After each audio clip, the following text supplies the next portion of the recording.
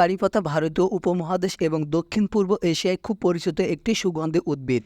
এটি প্রধানত রান্নার মশলা হিসেবে ব্যবহৃত হলেও ঔষধি গুণাবলীর জন্য প্রচুর খ্যাতি অর্জন করেছে। কারি পাতা একটি গাছ যার পাতা সাধারণত রান্না এবং বিভিন্ন ঘরোয়া চিকিৎসার জন্য ব্যবহৃত হয়। কারি পাতায় এটি একটি ছোট গাছ যা সাধারণত 4 থেকে 6 মিটার পর্যন্ত লম্বা। কারি পাতা গাঢ় সবুজ লম্বাটে এবং সামান্য খসখসে। পাতাগুলো সজ্জিত অবস্থায় থাকে এবং এক একটি পাতায় 11 থেকে 21টি ছোট পাতা থাকে। কারি পাতায় প্রচুর ভিটামিন এবং খনিজ পদার্থ থাকে যা শরীরের জন্য অত্যন্ত উপকারী। ভিটামিন এ চোখের স্বাস্থ্য ভালো রাখে। ভিটামিন বি শরীরে মেটাবলিজম ও শক্তি উৎপাদনে সাহায্য করে। ভিটামিন সি ইমিউন সিস্টেম শক্তিশালী রাখে। কারি পাতার ঔষধি গুণাবলী যেমন হজম শক্তি বৃদ্ধি। কারি পাতা হজম শক্তি বাড়াতে সহায়তা করে। ডায়াবেটিক্স নিয়ন্ত্রণ। কারি পাতায় উপস্থিত অ্যান্টিঅক্সিডেন্ট ইনসুলিনের কার্যকারিতা উন্নত করে যা রক্তে শর্করার পরিমাণ নিয়ন্ত্রণে রাখতে সাহায্য করে। কারি পাতা খারাপ কোলেস্টেরল এলডিএল কমিয়ে ভালো কোলেস্টেরল এইচডিএল বাড়াতে সহায়ক।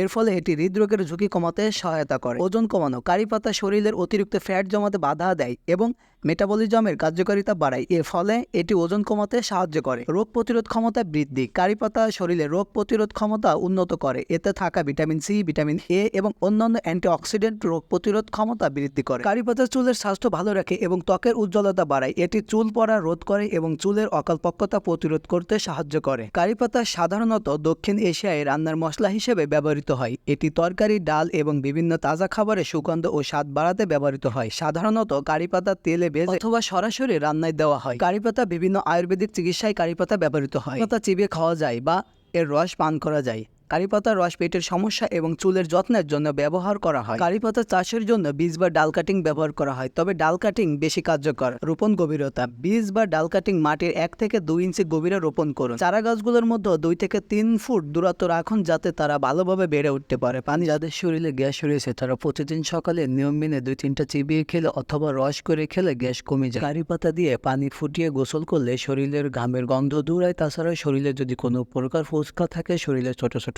গুটি থাকে, এগুলো সারতে সহায়তা করে। কারি পাতায় থাকে ভিটামিন এ যা দৃষ্টিশক্তি ভালো রাখতে সহায়তা করে। তাছাড়া যাদের চোখে ছানি পড়েছে তারা যদি প্রতিদিন সকালে কারি পাতা সেবন করে তাহলে তাদের চোখের ছানি ভালো হতে সহায়তা করে।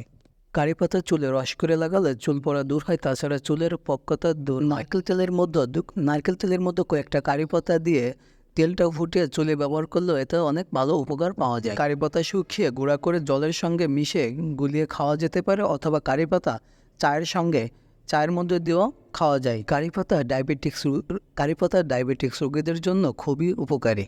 যদি কোনো ডায়াবেটিক্স রোগী নিয়মিত কারি পাতা সেবন করে থাকে তাহলে তার ডায়াবেটিক্স নিয়ন্ত্রণে আসে। শেষে আমরা বলতেই পারি যে কারি পাতা শুধু মশলা হিসেবে ব্যবহৃত হয় না, এটি ঔষধ হিসেবে রয়েছে নানান গুণ। যেহেতু কারি পাতা রয়েছে অনেক গুণ, সেক্ষেত্রে আমরা কারি পাতা খুব সহজেই চাষ করতে পারি। এটি ডাল কাটিং অথবা বীজ থেকে উৎপাদন করা যায়, তবে ডাল কাটিং থেকে চাষ করা খুবই সহজ।